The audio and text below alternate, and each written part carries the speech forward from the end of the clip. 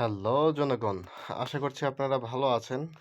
আপনাদের মধ্যে অনেকে আছে যারা ব্রিলিয়ান্ট অ্যাপ ব্যবহার করে কিন্তু বর্তমান সময়ে ওটিপি পেতে সমস্যা হয়। তো তারা গুগল প্লে স্টোরে এসে ব্রিলিয়ান্ট কানেক্টেড লিখে সার্চ করবেন।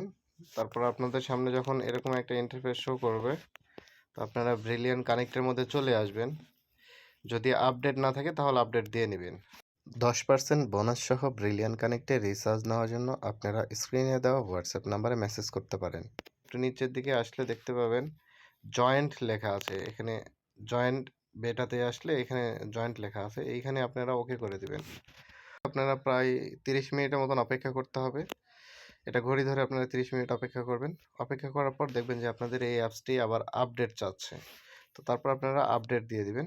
আপডেট দিলে আশা করছি তখন আপনাদের যেই ওটিপি ইস্যু আছে এই ওটিপি ইস্যুটি আর থাকবে না।